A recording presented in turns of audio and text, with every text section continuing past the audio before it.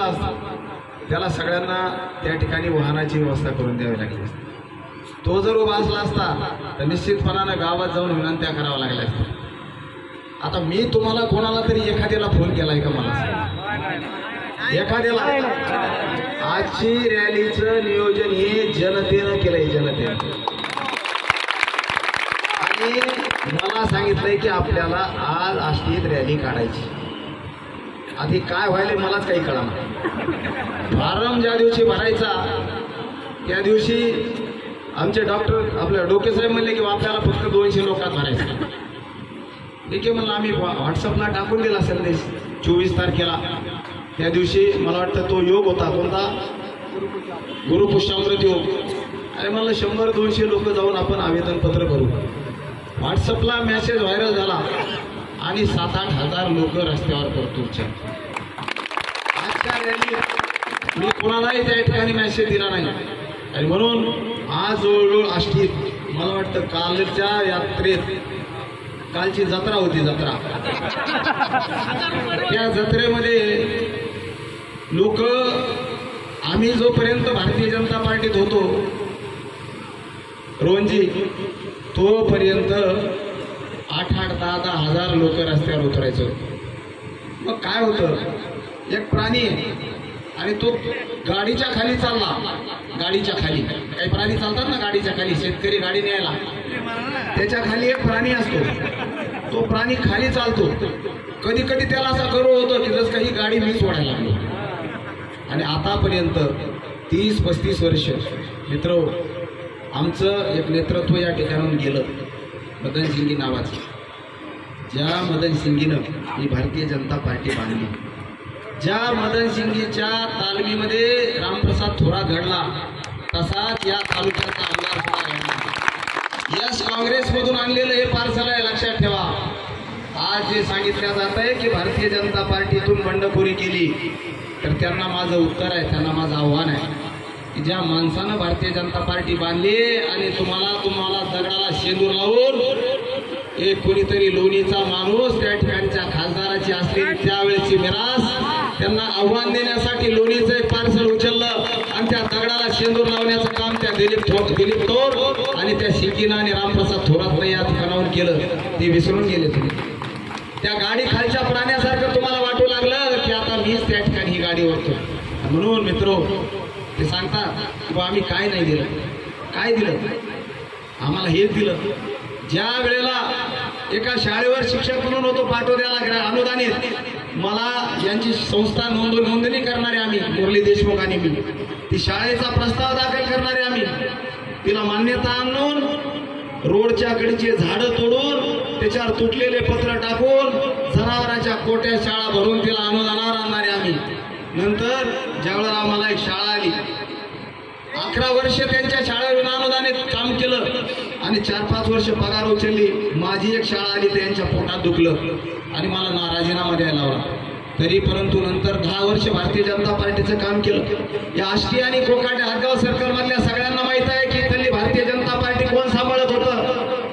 सुनाचे भांडणं असतील तर रामप्रसाद थोरात, भावाचे भांडणं असतील तर रामप्रसाद थोरात, पोलीस स्टेशनला भाजपच्या लोकांसाठी थोरात, तहसीलला भाजपच्या लोकांसाठी थोरात, पंचायत समितीला भाजपच्या लोकांसाठी थोरात. आणि काही द्यायचं आलं की मग एखादा जोशी, एखादा सातपुते असू द्या, आम्हाला काय त्याच्याशी देणं गेलं नाही. आम्ही कधी तुमच्या दारात झोळे घेऊन त्या ठिकाणी आलो नाही, स्वाभिमानानं जीवन जगलो. मित्रो, एवढं करत असताना आम्ही 13ला राजीनामा दिला, तरी भारतीय जनता पार्टीत राहिलो. ज्या वेळेला इथं जिल्हा परिषदेची जागा सुटली ओपनला, हक्कदार मी होतो, मी. कारण ओबीसीचा जरी असलो तरी आष्टी हा मतदारसंघ ओबीसी बहुल आहे. या आष्टीमध्ये कालच त्यांनी स्टेटमेंट केलं. काय स्टेटमेंट केलं? कांड्यावर मोजणे एवढे मराठी इथं आहेत, त्याच्यात पाया काय म्हणते ना, अवदासा सुचते एखाद्याच्या पाया. जर एखाद्याचं पतन जर त्या ठिकाणी व्हायचं असेल तशी अवदासा सुचते. ओबीसी बहुल आष्टी घर आहे, आष्टी मतदारसंघ आहे. मी म्हणलं बाबा मी जिल्हा परिषदेला इच्छुक आहे, मला द्या. नाही म्हणले मग तुम्हाला देऊ, तर तिकडं भैयाला ओबीसीत नाही निवडणूक लढवत आहेत. कोकाटे आगावमध्ये तुम्ही पंचायत समितीला लढवा. म्हणलं पंचायत समितीत कशा घालता भाऊ, मग मी ग्रामपंचायतला थांबतो. पंचायत समितीला राहिले तर माझा बाळू निवडून येत नाही, मग माझा बाळू कसं, त्याच्यामुळे पंचायत समितीला उभा राहिला. आमचा गेला. असो मार्केट कमिटीची निवडणूक मी निवडून आणली. निवडणूक केली होते. सर तुम्ही जरा थांबा, एकदा पडू दे पॅनल याची जिरल. त्याला सिद्धू आपल्याला उमेदवार केलंय, आपली इज्जत जाईल. जाऊ दे, आता आपल्याला लढावं लागेल. जिथं काम करायचं तिथं इमाने इतबारे काम करणारे आम्ही कार्यकर्ते आहोत. 35 वर्ष भारतीय जनता पार्टी इमाने इतबारे वाढवण्याचं काम केलं. पण मित्रो, ओबीसीच्या आरक्षणाला ज्या वेळेला संकट निर्माण झालं त्यावेळेस मी मोर्चा काढला. मोर्चात मागणी काय होती की ओबीसीच्या आरक्षणाला धक्का लागू नये. आम्ही ना कधी मराठा समाजाच्या विरोधात बोललो, ना कधी बबन लोणीकरांच्या विरोधात बोललो, ना कधी भारतीय जनता पार्टीच्या विरोधात बोललो. अनेक लोक भारतीय जनता पार्टीच्या अंतर्वालीला जात होते, त्यांना कोणी बोलत नव्हतं. अनेक लोक त्या ठिकाणी सृष्टी आष्टी या ठिकाणी उपोषणाला बसलेले होते मराठा समाजाला ओबीसीतून आरक्षणासाठी. त्यावेळेस त्यांना कोणीही बोलत नव्हतं. पण रामप्रसाद थोरातने एक मोर्चा काढला आणि आमचा राजा भाऊ आगाव नावाचाच आगाव एक बॅनर त्यांनी पोस्ट टाकून दिली की भावी आमदार. आणि भावी आमदार म्हणलं की यांच्या मुळव्यात सुरू झाला दादा मुळव्यात. आणि त्यांनी सांगितलं, दादा रे, तुला जर या ठिकाणी तुला खरंच आमदार व्हायचे का? माझ्या घरामध्ये साधं पंचायतचा सदस्य नाही कोणी, माझ्या वडिलाला राजकारण काही कळत नाही. त्यांनी कधी ते बिचारे आपलं कार्य आणि आपण त्यांचं काम आहे. काही अपघातानं मी इकडे आलो. तुम्ही जर मला हेडमास्टर म्हणून कायम ठेवलं असतं तर कदाचित निवडणुकीत आलो नसतो. पण तुम्ही मला द्यायला लावला, पोटावर पाय टाकला आणि मी राजकारणात आलो. मला फक्त पंचायत समिती जिल्हा परिषदेच्या पुढे माझी इच्छा नाही. ते म्हणले हे मोर्चे बंद करा. याच्यात चुकलं काय मला सांगा. मी भारतीय जनता पार्टीच्या विरोधात बोललो का? मी बबनराव लोणीकरांच्या विरोधात बोललो का? एखादा शब्द कोणी या ठिकाणी सांगेल का? जो 25,000चा मोर्चा मी परतूरला काढला, जो 10,000चा मोर्चा मी मंठ्यात काढला, जो इथं 3,000 लोकांना घेऊन रस्त्यावर त्या ठिकाणी बसलो, ज्या वेळेला त्या ठिकाणी पक्षात होतो त्यावेळेला नेता म्हणून विरोधात एखादा तरी माझा शब्द होता का? परंतु यांना भीती वाटली. लय भित्रे प्राणी वा कोणी या ठिकाणी आमदार खरंच होतं का काय? राजा, तुझ्या पोस्टनं आग लावली. आग मला वाटतं तुझाच पुतळा बांधावा आणि माझ्या घरावर ठेवावा. त्या मला बोलून घेऊन सांगितलं, राजीनामा नाही तर भाजपचा राजीनामा द्या, नाही तर ओबीसी बंद करा. मला चुकलं कुठं? मी विचार केला, अरे समाज आरक्षणासाठी त्या ठिकाणी उद्या तडफडेल, त्याच्यावर मोठं संकट येणार आहे. आपल्याला हा माणूस कधी रुपयाची प्रशासकीय मान्यतेचा मी जागीरदार नाही. स्वतःच्या तुरी आणि सोयाबीन खर्च करू विकून आम्ही राजकारण करणारे माणसं आहेत. आम्ही यांच्या समोर समोर आम्ही 1 रुपयाचे शर्मिंदे नाही त्यांच्या. ज्या वेळेला पार्टी करायच्या वेळेला खिशातले पैसे खर्च करून केले. म्हणून मला सांगायचंय की मी तुमच्या आरक्षणाच्या बाजूला राहिलो. मला भारतीय जनता पार्टी सोडावी लागली, मला त्याची तमा नाही. मी रोज ओबीसी साठी त्या ठिकाणी संघर्ष करणारा कार्यकर्ता आहे. माझी एकच त्या ठिकाणी मागणी आहे. 2 भावांची भांडणं लागली तर ती मिटवावी लागतील का नाही? 2 शेजाऱ्यांचे भांडणं लागले ती मिटवावं लागतील का नाही? रोज त्या ठिकाणी आपल्याला ते भांडणं पाहिजे. तसंच या राज्यात 2 जातीमध्ये भांडणं लागले मित्रो. लागले नाही, लावले. आंतरवालीतून जे भांडण सुरू झालं, भांडण काय की एकाच अंगड एकच शर्ट आणि त्याच्यात 2 लेकराचे अंग घालायचे. असं जमतं का? एकच फुटाचा जोड आणि त्याच्यात 4 पाय खुपसायचे. असं जमतं का? 27% आरक्षण आहे ओबीसीचं. मिळायला पाहिजे होतं 52%, मिळालं 27%. मिळायला पाहिजे होतं 50ला, मिळालं 94ला आणि 17ला राजकीय गेलं. मित्र, अशा परिस्थितीत या लोकांनी या आरक्षणाचा वाद शरद पवार असतील, तुमचे देवेंद्र फडणवीस असतील, नाना पटोले असतील, अजित पवार असतील, एकनाथ शिंदे असतील, यांनी सोडवण्याचं काम होतं का नाही? हे एकालाच गोंजारीत बसले, दादा तुला आम्ही देतो, आणि इकडं आपल्यात आलं की म्हणायचे नाही आम्ही आरक्षणाला धक्का लागू देणार नाही. 55 लाख नोंदी कशा घुसल्या याचं उत्तर तुमच्या समोर आहे का? बिचारे ते म्हातारे त्या ठिकाणी भुजबळ साहेब भांडत होते, एकनाथ त्या ठिकाणी पडळकर भांडत होते, जानकर भांडत होते, ताकद कमी पडली. कारण सभागृहात सरी 20 आमदार ओबीसीचे, 169 आमदार मराठा समाजाचे. अशा परिस्थितीत 150 किलोच्या पैलवानाची 12 किलोच्या पैलवानासंग कुस्ती झाली, कसं तुमचं टिकेल? म्हणून त्या लोकांनी त्या ठिकाणी सांगितलं कोणत्याही पक्षातून का होईना ओबीसी आमदार झाले पाहिजे. आणि मग मी निश्चितपणानं ठरवलं आपल्याला या ठिकाणी जर ताकद कोणाची लागत असेल तर ती लागेल एससी बांधवांची. कारण आपल्या ओबीसीचं कसं आहे, आपल्याला मोठं व्हायचं परंतु कोणाच्या लक्षात नाही आलं पाहिजे. मतदान सगळे म्हणते भाजपचे पदाधिकारी आज जे त्या तंबूत आहेत ते सगळे म्हणते थोडा सर निवडून आले पाहिजे, पण त्याच्या संग नाईलाजानं फिरावं लागतं. नाईलाज त्यांचे फोटो पाहिल्या जातात, कुठे आहे ते, कोणासोबत दिसले का? आज हे सगळे फोटो असे ताणू पाहिल्या जातील, फाकू पाहिल्या जातील, झूम करू पाहिल्या जाईल.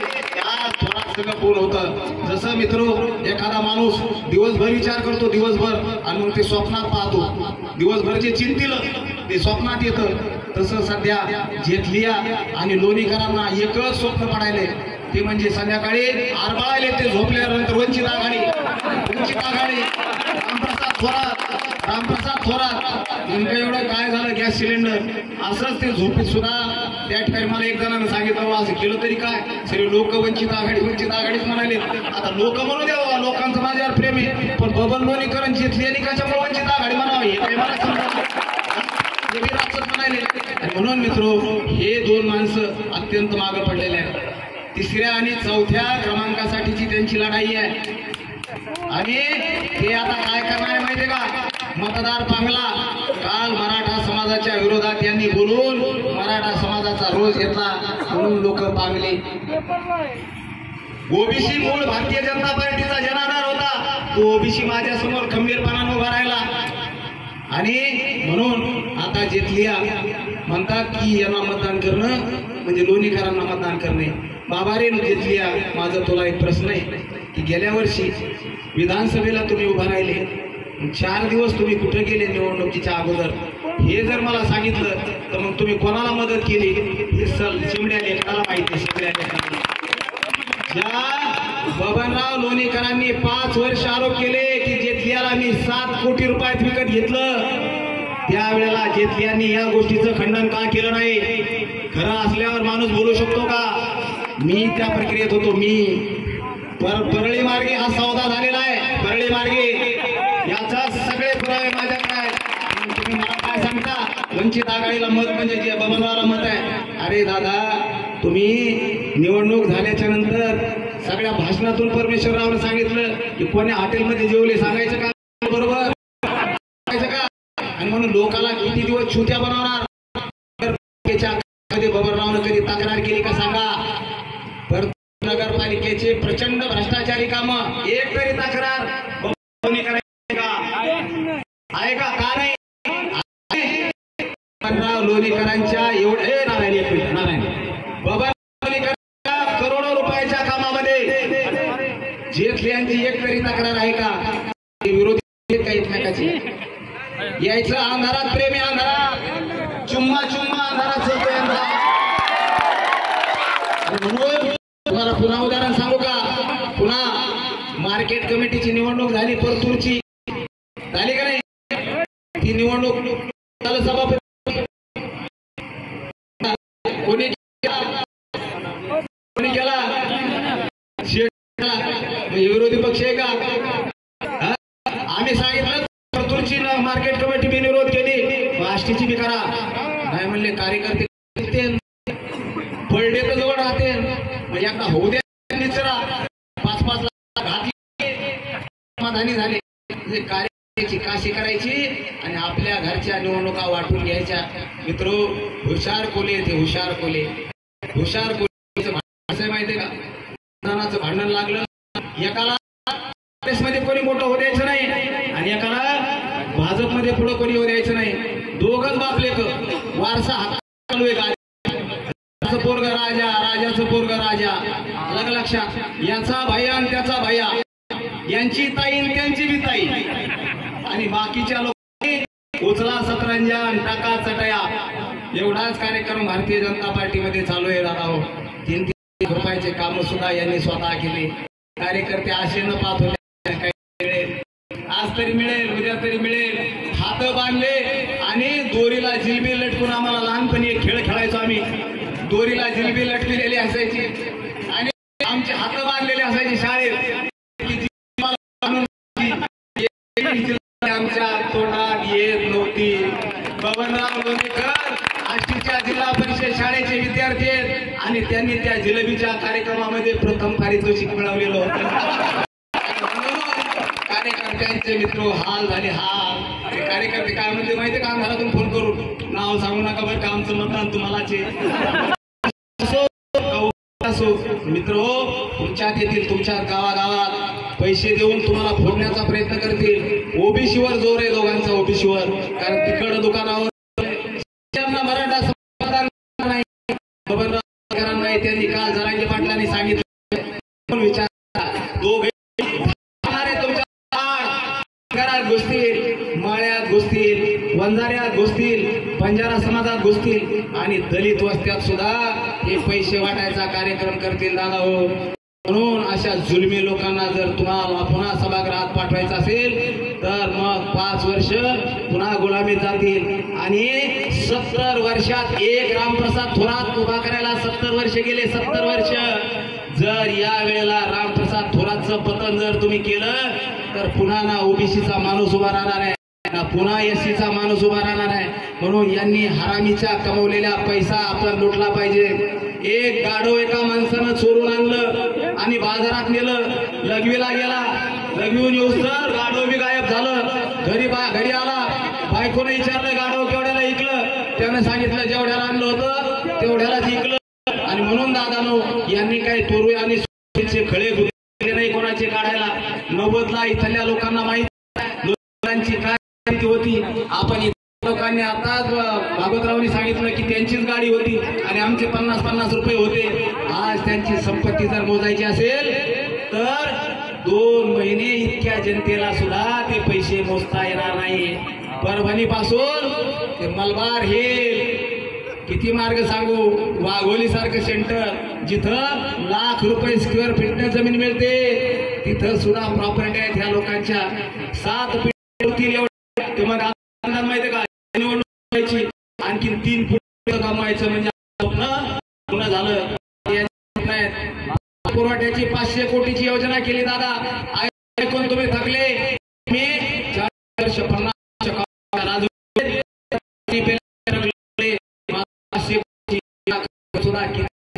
तुमच्या गावात भेटलं मला एखाद्यानं 50 कोटी योजना 50 कोटी 400-450 तयार केला हे तुमच्या डोळ्याच्या कामाचे दर्जे सांगतात की हा रस्ता आणला हा रस्ता त्यांनी आणला नाही एक देशमुख नावाचे होते आपल्या धनगरांचे जावई आहेत महाराष्ट्रामध्ये हा रस्ता अगोदर आणि सांगितलं रोनी इथले जावई असल्याचे एक पत्र द्या होणारच आहे पत्र दिलं आणि तो रस्ता मंजूर आता शादी सांगतात की मी गाडी चालत असताना चालते मला तुम्ही बसले झटके साऱ्या गाड्या गोष्ट यांच्या काम नाही कलेक्टर बघा आणि काम नाही हो त्याला हाताखाली काम करतात अशा प्रकारची यांची परिस्थिती आहे एक या ठिकाणी भरायला का कारखान्याला आम्ही पैसे दिले कुठे विचार करावा लागेल एक कारखाना जर उभा राहिला असता तर मुकेश इथं हजारो शेतकऱ्यांचं कल्याण झालं असतं शेकडो मजुरांचा रोजगार मिळाला आणि तो रोजगार त्या ठिकाणी नोकऱ्या लागल्या असत्या का नाही तुम्हाला नोकऱ्या लागल्या असत्या अरे तर मग भैया की जे हो म्हणायला कोण राहिलं असतं आणि म्हणून मला कोकणात ठेवण्याचं एक काम त्यांनी त्या ठिकाणी केलं आता आपल्याला MIDC उभी करायची आहे निश्चितपणानं मी तुम्हाला खात्रीने सांगतो की या वेळेला जर मी तुमचा रामप्रसाद थोरात नाही ओबीसीचा आमदार केला, तुमचा आमदार केला, या वेळेला जर तुम्हाला निवडून दिलं तर मी आमदार नाही, आमदार तुम्ही आहेत। निलेश लंके तुम्हाला 24 तास उपलब्ध होणार, हा माणूस कुठेही त्या ठिकाणी उपलब्ध होईल। आणि खात्रीने सांगतो लय पैशावाले येतो आपल्याकडं, लय पैशावाले। महादेवराव वाघमारे यांना हुलविलं तर कोटी पडतील, हुलविलं तर इथं आपल्या भागवतरावला जर नुसता त्याचा खिसा दाबला तरी कोटी निघतील। आणि हे 5-10 लोक जमा करून एखादी फॅक्टरी उभा करू शकणार नाही आपण। 50 कोटीचा उपक्रम शासन देतं पैसा त्याला, निश्चितपणानं विजय करा। परिसरामध्ये एखादं गुळ युनिट म्हणा, एखादा इथेनॉल प्रकल्प म्हणा, एखादा साखर कारखाना म्हणा, तिन्हीपैकी एक आणण्याचा प्रयत्न 100% आपण या ठिकाणी करू। निश्चितपणानं हा पाण्याचा बेल्ट आहे, लोकांची काही मागणी नाही। आमच्या सोयाबीनला आणि ऊसाला सोयाबीनला आणि कापसाला भाव नाही, म्हणून ऊसासारखं पीक जर त्या ठिकाणी आम्हाला घेता आलं तर निश्चितपणानं शेतकरी सुधारू शकतो। म्हणून तुम्हाला खात्रीने सांगतो की आपण कारखाना उभा करू। निश्चितपणानं सांगतो की परतूरच्या MIDC मध्ये जालन्याच्या उद्योगपतींना धरून काही त्या ठिकाणी कंपन्या उभा करण्याचा प्रयत्न करू। निश्चितपणानं सांगतो फक्त एकच काम,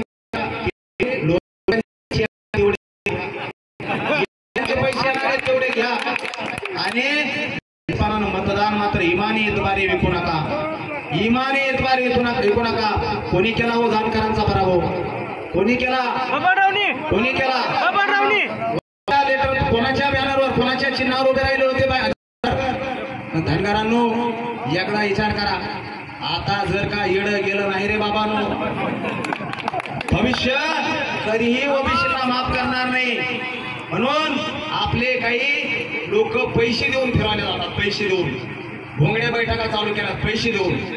काही लोकांना दिवसभर विचारलं जातं की बाबा तू गेला का नाही, ते चालले बिचारे सोयऱ्याच्या घरी गेलं, सोयरे विचारले तुम्हाला काही कळतं का हो, ते म्हणजे आता काय करावं, आमचा नाही राजीनामा द्यावा लागलं, द्या की नका देऊ, पण आता घरी तर येऊ द्या, फोटो काढून तर पाठवू द्या आम्हाला।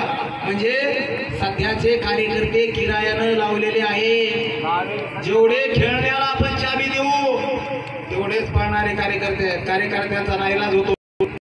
सातोडकरांना भाषण लिहून दिलं, भाषण परतूरमध्ये बोललं पाहिजे। संध्याकाळी मला फोन आला, सर चुकलं काय, मला माहित होतं मी जाऊ दे कशाला मोठं याला कशाला विचारायचं, तुम्हाला चुकलं राहा, नाईलाज होता।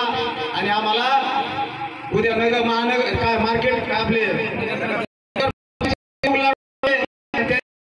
पालिकेची निवडणूक लढायची असेल असं बोलावं लागेल, नाईलाज झाला माझा। मी तुमच्या खांद्याला खांदा लावून ओबीसीच्या फोन आले आज माळ्याचे, खालीवर बोलले की तू असं काय बोलला, पण आता मी बी नाईलाज होता, माझ्या कानाला धरून त्यांनी हे बोलायला लावलं। म्हणून लोणीकर बाप लेकर हे प्रत्येक ओबीसीच्या कार्यकर्त्यांना गावागावामध्ये पाठवण्याचं काम करताय, पैशाच्या जोरावर हे निवडणूक लढवणार आहेत। म्हणून तुम्ही तुमच्या समाजात त्यांना घुसू देऊ नका। आपल्या गावातले काही माणसं त्या ठिकाणी हे प्रयत्न करतील, त्यांना की तुम्ही त्या आंदोलनात होता, तुम्ही त्या आंदोलनात ओबीसीच्या आंदोलनात होता, त्यावेळेला शपथ घेतली होती माळ्यांनी सावता महाराजांची, धनगरांनी अहिल्यादेवीची, बंजाऱ्यांनी भगवान बाबाची आणि बंजारा समाजाच्या लोकांनी शेवालाल महाराजाची घेतली होती का नाही। त्यावेळेला त्यांनी सांगितलं होतं की काही जरी झालं तर आम्ही ओबीसी, मग त्यांनी आठवण करायला पाहिजे शपथेची, त्या दिवशी आपण शपथ घेतलेली आहे। मग जर तुम्ही शपथ घेऊनही वापस जाता तर तुम्हाला उद्या समाज तुमच्या दारात उभं करेल का। म्हणून मी आज ओबीसी साठी लढतोय, बीजेएमटी साठी लढतोय, एससी साठी लढतोय। काही जरी एवढी रॅली हे आज 2-2 पॅक जास्त घेऊन झोपणार आहे, 2-2 आणि इथून जाऊन आता याच्या वाट तुम्हीच उमेदवार आहात, तुम्ही तुमच्या गाडीचे पदाधिकारी आणि तुम्ही आमदार आहात, समजून आपले गाव सांभाळा। हे 4 मिनिटात सीट झालेले आहेत, फक्त विचार करा, धनगरांचं मतदान देऊ नका, माळ्यांचं मतदान फोडू नका, बंजाऱ्यांचं मतदान फोडू देऊ नका, मतदान फोडू देऊ नका, मायक्रो ओबीसीचं मतदान मतदान फुटू देऊ नका. सी मध्ये सुद्धा घुसण्याचा प्रयत्न होईल. वंचितच्या कार्यकर्त्यांनो आपले आपले गड सांभाळा, पैशाचे खा, परंतु मतदान मात्र नाही जर घेतले तर हे म्हणते हे आपल्याला डाऊट व्यक्त करतील, शंका व्यक्त करतील. त्यांनी म्हणायचं 2000 द्या म्हणले, नाही नाही म्हणायचं आमची भूक 3000ची आहे, घ्या काही अडचण नाही, परंतु सिलेंडरला करा एवढीच विनंती करतो. मित्रो, शुक्रवारी कार्यक्रम आहे म्हणत्याला. आज जसे तुम्ही या ठिकाणी आले त्याच पद्धतीनं तुम्ही 20 तारखेच्या कार्यक्रमाला बहुसंख्येनं मांडण्यात सुद्धा आपल्याला अशी ताकद दाखवायची आहे. त्या तालुक्यातल्या लोकांना दाखवून द्यायचंय की आता ओबीसीचा जनसागर उसळलेला आहे, त्याला कवच आहे आमच्या एससी बांधवांचं, एसटी बांधवांचं. आणि आता काळजी करू नका. आपल्याला भीती वाटते की आमदार एखादा गुन्हा दाखल करेल. आपली एवढी ताकद झाली, आपले जर इतके एका आवाजात जर येते न देता एवढे येतील तर आवाज देण्यावर किती येतील. म्हणून चिंता करू नका. आता आपल्याजवळ निळा झेंडा आहे, निळा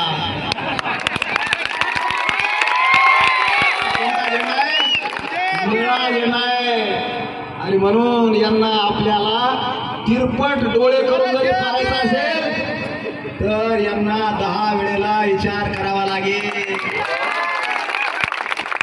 आता उठल्या सुटल्या कोणीच बोलत नाही. युतीचे लोक महाविकास आघाडीवर बोलत नाहीत, महाविकास आघाडीचे लोक युतीवर बोलत नाहीत, आणि सुरेश कुमार जिथले बी त्यांच्यावर बोलत नाही.